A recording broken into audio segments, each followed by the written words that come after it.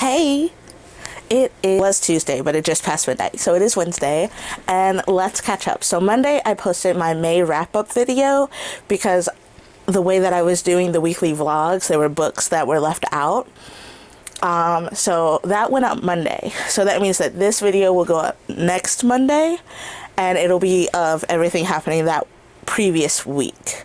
So today is Wednesday, the 7th. And I have some things to tell you about. So I have finished 2 books so far this month. We are off to a great start. It's hot as hell in here. Don't know what's going on with that. Mental note, air conditioner, ASAP. Okay, so Sunday, we went to go see Across the Spider-Verse, and it was amazing. It was beautiful. It was poignant. My heart hurt. My heart was full of love. It was gorgeous. So it came out on the 2nd. And we went to go see it on the 4th. And when you go see it, they give you a poster. Like, look at that. It's so good. It's so good. I really wanted one of those popcorn buckets, but of course, they didn't have any available, even though we went like 2 days after the premiere. Sheesh. You won't be ready. Your heart will hurt.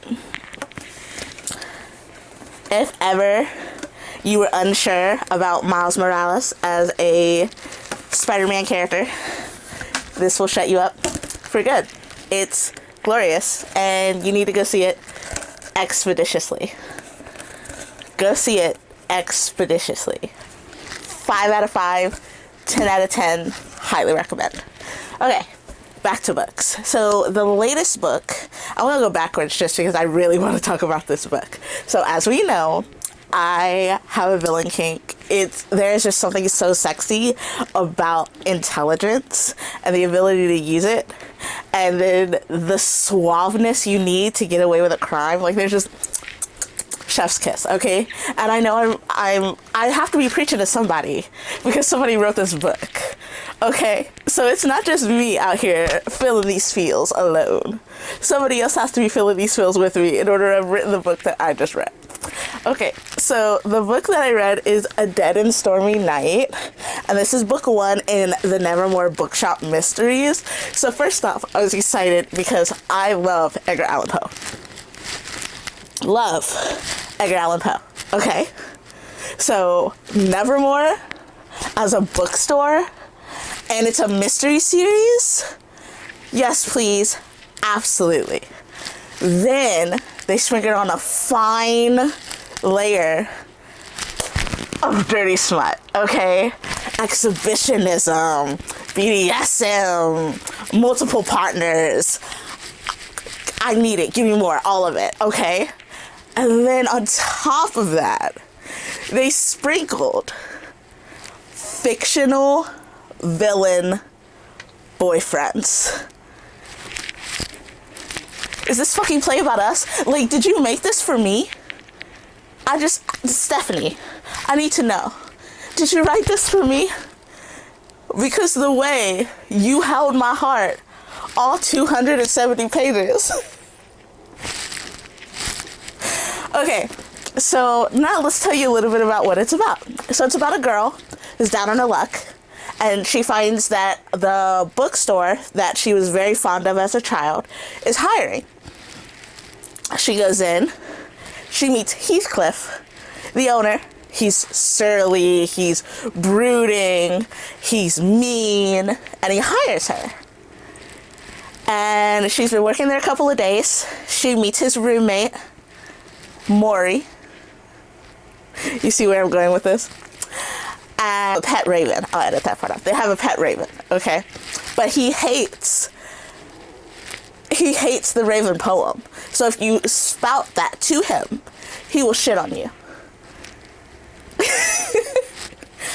She's down on her luck, and all of a sudden her ex-best friend comes into town and comes into her bookstore. Why? She doesn't read. She's very full of herself. She's very, I'll step on anybody to get what I want kind of vibes, okay? So one dreary night, they're all hanging out upstairs, and someone comes in after. So the main character's name is Wilhelmina, and she finds solace in this bookstore, and she finally thinks that things are turning around, and she's got this flirty relationship with James Moriarty. She thinks something is going on with Heathcliff Earnshaw, and they have a pet raven.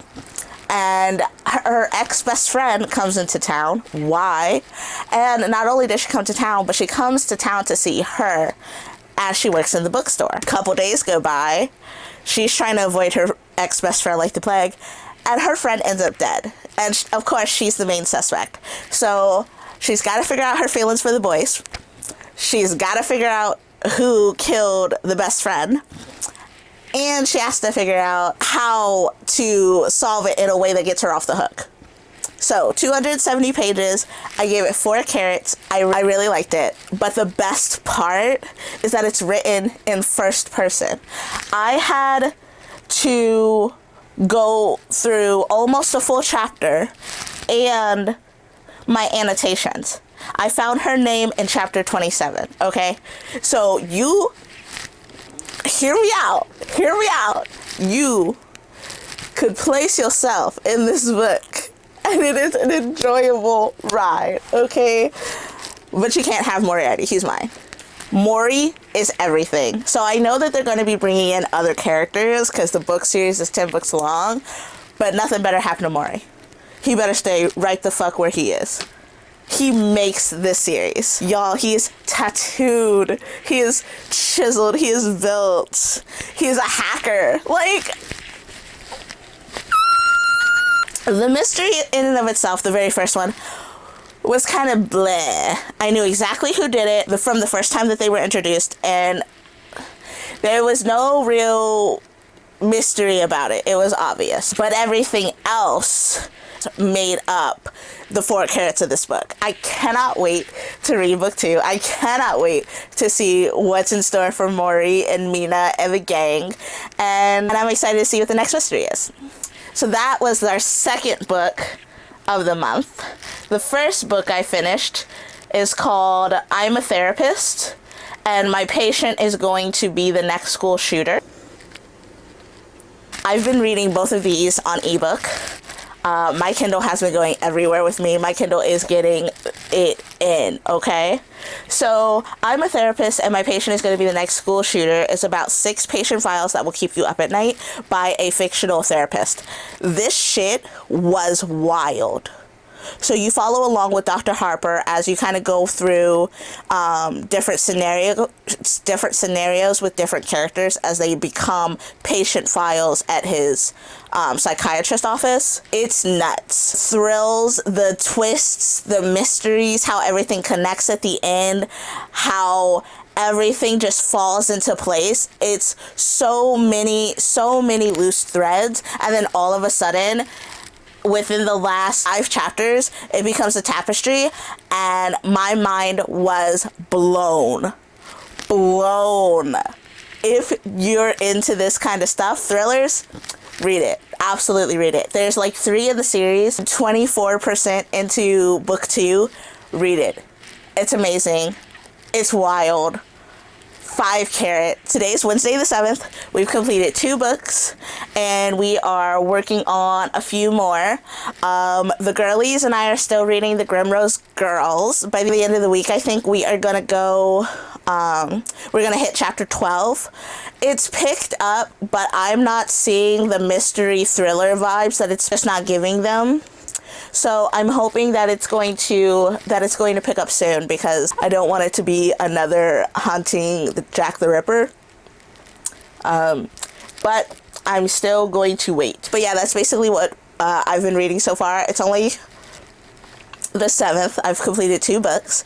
Half Price Books is having a warehouse sale on Saturday, so we're gonna go check that out, and I'm gonna bring you with me for some bookish content, and I'll see you next time.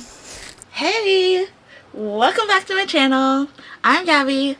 This is the Ink Bunnie. Happy Pride! And I've got some books to go over with you. So, the last clip that I talked about, I finished my first 2 books of June, And I did not stop there. So I know that today is Sunday, and it's about to be a whole new week, but I've got lots of things to go over with you. So, the yearly reading goal was 65 books. And by the end of this week, I completed 55. So we are only 10 books away from our reading goal for the year, and it's not even July. Round of applause, please. Round of applause, please. Thank you. Thank you.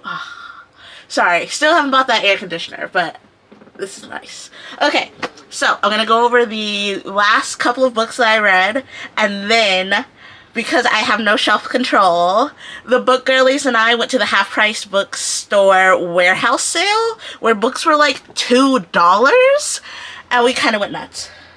I got a big bag of books to talk to you about, so we'll go over the book reviews first, and then we'll hop into those. So, while I was away, I read Backstagers Volumes 1, 2, and 3. I read Volumes 1, 2, and 3, Rebels Without Applause, The Show Must Go On, and Encore. Rebels Without Applause, I gave 5 carrots, and it is the beginning of the series. So it's about a new kid named Jory who's scared of his new school. He joins drama club, falls in with the Backstagers, realizes that there's like this personification of the magic you get being in the theater, and it's culminated in this like mini world under the stage. And it's just mind-blowing. Like, when I was doing theater, when I was doing stage crew, there was this palpable energy that people always talk about. It's like they harnessed that and created a world from it, and on top of that world is everything else. So, it's amazing. There are tool rats, there are magic aliens, there are hella gay storylines. Like, the book is super gay, and I love it in the best way possible. And the biggest thing I like about it is that, like, all of the gayness is natural. It's just there. They're just 5 guys, and they just happen to be gay. It's not pushed on you. It's not forced. It's not like, oh, it's Pride, we gotta write something for the gays, you know? Like, it just obviously is, because it obviously exists and has a right to. And I absolutely loved that. So yeah, they try and figure out this world. They go through adventures, and it made me feel really nostalgic for Stage Crew. Just kind of like, Scout is Not a Band Kid made me feel super nostalgic about being in band. And then I moved on to Volume 2, which was The Show Must Go On. And there's an entity in the Backstage, like, universe that's been pulling the strings, and it all goes back to this stage crew of 1987 that went missing. So that's like the culmination of that story, and that was really good. I gave that 5 stars. I was not expecting the twist. It was wild. It was wild. Like, if I was going to recommend any of the 3 volumes, I would recommend that one, because it was crazy. I absolutely loved it. And then I read Volume 3, which was a bunch of, like, holiday tie-ins. They didn't really have their own, like, story. They did Valentine's Day ones, and then they did Halloween ones. The Halloween ones were my favorite. I gave that one 4.5. The next thing I read was Taproot, and I gave that 5 carrots. It made me very fucking sad, but it was absolutely beautiful. And it's about a guy named Hamal who's a whiz at gardening. And it turns out that his ability to grow plants is magic. And he's basically kind of like a necromancer, but he's not digging anything up. It just gives him the ability to talk to all the ghosts that happen to be on the island that he's on. And the balance is out of whack, so he's got to do something about it. Beautiful, poignant, 5 carrots. The next book I finished was Lumberjanes Volume 3. Everything's kind of calmed down, and April, Riley, and the gang go on a mission to get a regular badge instead of, you know, ones for their crazy adventures. And, of course, that doesn't go well because the Lumberjanes are anything but normal. And they end up spending a lot of time trying to catch up, and they go on a mission with the Bear Woman, so that was cool. I gave that 4 carrots. And then the next book that I want to tell you about is called Bandette, and they are digital volumes by Paul Tobin, and I read 1 through 4. Okay, so I didn't realize that this was a series that was ongoing. I thought I was reading like collected issues into a volume, but the volumes are the issues themselves. So I read 4 issues of Bandette by Paul Tobin. The art is everything. It's got that old school artist feel. They're super short. When I went back to investigate, they're like 19 pages. So it's not like a lot of things are going on, but like I love that old school art. Bandette is a French woman who is a thief with a heart of gold, and she works with the police, and she has all of these unique informants all over the city, and she has a rival named Monsieur, and he hears some, so he goes to tell her. And turns out that the bad guys wanted that to happen, so it was kind of like an ambush, and they work together. And I only got through volumes 4. I want more, like, expeditiously. I did not realize how modern it was. Like, the last volume that I read was published on the 7th of June, so hopefully there'll be another issue to read in like a week from now is what I'm hoping. But yeah, I finished all of those books on Friday. So that pushed me to 55 books. The book girlies and I went out. Bree and I went to TJ Maxx, and I got a new magnifying glass. Isn't it so pretty? And then we went to the Half Price bookstore, warehouse sale. I'm not sure. This is the first time I've been. I think there's more stuff inside. I would assume so. There's so many books.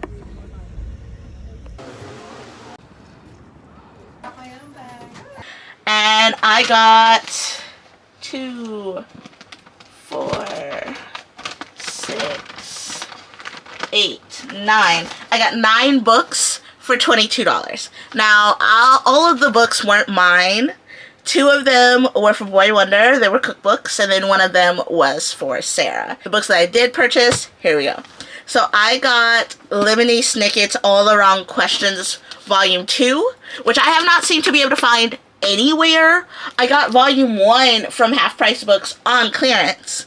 And when I went to go look for it at the library, nowhere to be found. Nowhere to be found. I don't know what happened. I don't know why. Just all of a sudden are not published. Like, this is 2013. It's not like it's super old. It shouldn't be this difficult to find. So the first 2 volumes I own now. And this one is called When Did You See Her Last? And in the back says, before you look any further into When Did You See Her Last, ask yourself these questions. 1. Has anyone seen the missing girl? 2. Why aren't her parents upset? They seem confused. 3. What do a chemistry experiment, a grocery store, unruly hair, and a stolen statue have to do with anything? 4. Now I'm confused. Why are you changing the subject? You're supposed to be thinking about the missing girl. Where is she? And I got this for $4. $4. The next book I got was The Red Queen by Byrne Mostyn. This was $3. And it's smutty. I don't know what it's about. Bree handed it to me and I read the back and I added it to the cart. But basically it says, introduced in Swingers, we never really got more than her calling card. Margaret is a dominatrix. She is the master of all that happens around her at all times. Her chambers are a playground for the things that aren't talked about in proper circles, but perhaps in hushed whispers. Men and women alike who want the exquisite, disparate, ecstasy torture of riding the edge to submission come to her in droves, hoping she would dominate them.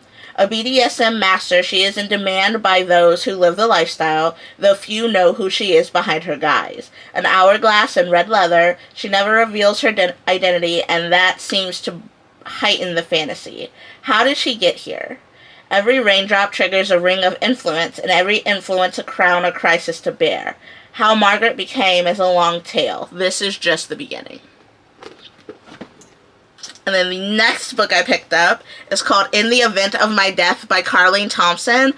I don't know what this is about. I literally picked it up for this small blurb right here. 5 old friends, 1 secret, a killer out for revenge, and then there were 4. They're in the middle of nowhere. It's a small cast of characters, everybody with a secret, and somebody wants revenge. That is like my quintessential murder mystery book in a nutshell. And this one was like $2. And the next thing I got was The Mystery of the Talking Skull, which is an Alfred Hitchcock and the 3 Investigators mystery. Never did I know Alfred Hitchcock had books, but here we go. So it looks like this. It's still in pretty good condition. It was published in 1969. Next book I picked up is a Hercules Jones mystery. So I've only ever read the first one. I haven't read any of the other ones. This one is called Dead Letter. It was $1, and I think it's number like 3 or 4 in the series. I think this is number 5. So I'm very excited to try and see if I can find the others in the library and hop into the book. And then the last book that I got from Half Price Books was The Invisible Detective. It's called Double Life. And if this cover looks familiar, I also picked up another one of this series when I was in Tennessee. And yeah, it's over there. Yeah. I picked up another one in the series, and this one was only $1. And I haven't heard nobody talk about this. I've never seen them before. I found them on the shelves. So when I saw another one, I was like, sorry, the air is so nice. When I saw another one, I was like, I must. So that is all of the books that I got from the Half Price Book Warehouse sale. Now, the girls were hungry, so I didn't get to stay and pour through every shelf as much as I liked. It was a lot of people there. I was really surprised at how many people were there. So then, to sate our bookish appetites after we ate, we went to Barnes & Noble. And I went a little nuts. So let's get into them. I picked up Lord Olympus Volume 4. I have 1 through 3. I got volumes 1 and 2 for my birthday last year. Volume 1 was hardcover, but volume 2 was softcover. And then I picked up volume 3 later on. I haven't read it yet, but it was hardcover. But then when I went to Barnes & Noble yesterday, today's Sunday, yesterday, they had 2 versions. They had the hardcover and they had the softcover. And the softcover was so much prettier, so I got that one. So now it's like alternating. The next book I picked up is one I've heard lots of good things about, and I keep seeing every time I go to Barnes & Noble to check out their graphic novel section, so I got it. And it is The Mysterious Benedict Society by Trenton Lee Stewart. It is the 10th anniversary edition. It's a little chunky, but this is supposed to be the first book in the series. And basically it states, are you a gifted child looking for special opportunities? When this peculiar ad appears in the newspaper, dozens of children enroll to take a series of mysterious, mind-bending tests, and you, dear reader, can test your wits right along with them. But in the end, just 4 very special participants succeed. Their next challenge, to go undercover at the Learning Institute for the Very Enlightened, a secret mission that only the most intelligent and resourceful children could complete. As our heroes face physical and mental trials beyond their wildest imaginations, they must turn to one another for support. But with their newfound friendship at stake, can they pass the most important test of all? And this is a mystery adventure series, and the original one was published in 2007. The next book I got is probably going to be a buddy read with Sarah, and it's called This Delicious Death by Kayla Cottingham. And it's basically about people who have become cannibals. And there's a synthetic, like, meat that allows them to sate their craving without eating other people, but then somebody is ruining it, so people are dying, and they're like taking these kinds of people out one by one, and then our main character realizes that it's on purpose, so there's a mystery afoot. Excited about that. The next two books I picked up are Japanese classic literature, published by Pushkin Vertigo, and these are translated into English. I have the Decagon House Murders and the Millhouse Murders by Yukito Ayatsushi. So, Decagon Murders. The lonely rock-bound island of Tsunojima is notorious as the site of a series of bloody unsolved murders. Some even say it's haunted. One thing's for sure, it's the perfect destination for the K University Mystery Club's trip. But when the first club member turns up dead, the remaining amateur sleuths realize they will need all of their murder mystery expertise to get off the island alive. As the party are picked off one by one, the survivors grow desperate and paranoid, turning on one another. Will anyone be able to untangle the murderous fiendish plan before it's too late? Ah! Excited! And then in the Millhouse Murders, ever since a horrific car accident, Fujinuma Kichi has lived a reclusive...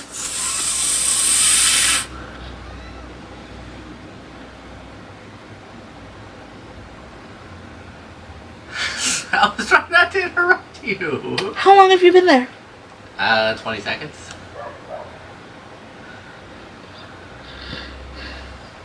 Is this going to say goodnight? You gave me a fucking heart attack. Sorry, I didn't. Okay. Boy Wonder came up and scared me half to death. In this one, ever since a horrific car accident, Fujinuma Kichi has lived a reclusive existence in the remote mill house, his scarred face hidden behind a rubber mask. Then one stormy night, the tranquility of his retreat is shattered by gruesome murder, a baffling disappearance, and the theft of a priceless painting. The brilliant Shimada Kiyoshi arrives on the scene, but as he investigates the seemingly impossible events of that evening, death strikes again and again. Can Shimada get to the truth before the killer gets to him? And can you solve the mystery of the Millhouse Murders before he does? So excited. The next book I got is called Stranger Danger by Maren Stoffels. It is super short. I'm very excited. It says a grade A nightmare. Lotus, Nova, and Vin need to get serious about studying. They've even rented a farmhouse in the middle of nowhere so they can focus. No phones, no internet, no distractions. But they're not alone. Someone else is studying too. Studying them. So, super excited about that. And then I got a super adorable bookmark I knew that I needed, because I literally just got all these physical books, so I needed more bookmarks. And it says Stay Wild, Moonchild. So, right up my alley. The next book that I got is called Rewind, and it says Play, Pause, Run. It is thick.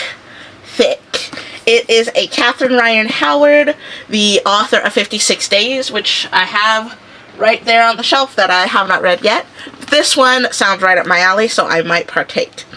And it says Play. Andrew, the manager of Shannamore Cottages, watches his only guest via a hidden camera in her room. One night, the unthinkable happens. A shadowy figure emerges on screen, kills her, and destroys the camera. But who is the murderer? How do they know about the camera? And how will Andrew live with himself? Pause. Natalie wishes she'd stayed at home as soon as she arrives in the wintry isolation of Shannamore. There's something creepy about the manager. She wants to leave, but she can't. Not until she's found what she's looking for. Rewind. Psycho meets Fatal Attraction in this explosive story about a murder caught on camera. You've already missed the start. To get the full picture, you must rewind the tape and play it through to the end, no matter how shocking. And like, this is a thick boy. I want to know how many pages are in this. 428 pages. Whew. The next book I got is a graphic novel called Basil and Oregano. Is it not the cutest little art you've ever seen? and it's basically about, it's mixed 2 parts the Great British Bake Off with 1 part magical boarding school, plus a general dash of romance, and you got basil and oregano, a sweetly delicious lower young adult graphic novel. So all I need to know, like, y'all, look at this art. Ah, so excited. The next, I got 4 more. 3 more. 3 more books. We're almost done. Okay. So the next one I got is this. Y'all, take a minute. Look at this cover. Like, oh my god. Threads That Bind by Kika Hatsupoulou. It says inside, descendants of the fates are always born in 3s. 1 to weave, 1 to draw, 1 to cut. The threads that connect people to the things they love and to life itself. The Aura sisters are no exception. Io, the youngest, uses her fate-born abilities as a private investigator in the half-sunken city of Alante, but her latest job leads her to a horrific discovery. Someone is abducting women, maiming their life threads, and setting the resulting wraiths loose in the city to kill. To find the culprit, she must work alongside Edie Runa, the right hand of the infamous Mob Queen, and the boy with whom she shares a rare fate thread linking them as soulmates before they've even met. I'm so excited to find out what goes on with that. The next book I got is called The Agathas. Now, I thought, stupidly, that The Agathas was the sequel to The Ravens. It's not. It's not. I thought The Ravens was mystery. It's not. It's not. But The Agathas is. So this is The Agathas by Kathleen Glasgow and Liz Lawson. And this is about girls trying to help out a friend who's down because she's been dumped, and they have a theory of everything can be solved but with an Agatha Christie book, and then they create this crew to figure out who killed her ex-best friend, because after she gets dumped, he goes out with the best friend. So of course she's next. But now she's dead, and they have to figure out who did it. So I'm excited about that. The next one I picked up is called The Nothing Man, also by Catherine Ryan Howard. And this one states, at the age of 12, Eve Black was the only member of her family to survive an encounter with serial attacker the Nothing Man. Now an adult, she is obsessed with identifying the man who destroyed her life. And apparently, the Nothing Man knows how dangerously close she is to getting to him, so he has no choice but to stop her first. So I'm excited about that. And then the last book that I picked up is a sequel to None Shall Sleep by Ellie Marney, and it's called Some Shall Break. Can we talk about this cover? Can we talk about this cover, though? Like, it's so pretty. Like, the blood and the pink and the flowers and the... love it. So, this one is a sequel. I can't tell you what it's about because it's a sequel. I don't want to spoil myself. But the original is about a teen section of the FBI that talks to teen serial killers. So I'm excited to start this. I don't know if this is a series or a duology, but another bookstagrammer that I follow, Nika's Reading List, I'll put them up here, they were reading it and they were loving it, so I picked it up. So that is my book haul. That is the conclusion of all the money I spent this weekend. I've got to get to editing this so I can get this out to you Monday. But yeah, I think that I am going to read the second book in the Nevermore Bookshops mystery series, and I'm going to start Lavender House by Lev Rosen, and we'll see where we get to. Thanks so much for listening. I'm Gabs. This is the Ink Bunny. Happy Pride, and I'll see you next time. Sleuth on!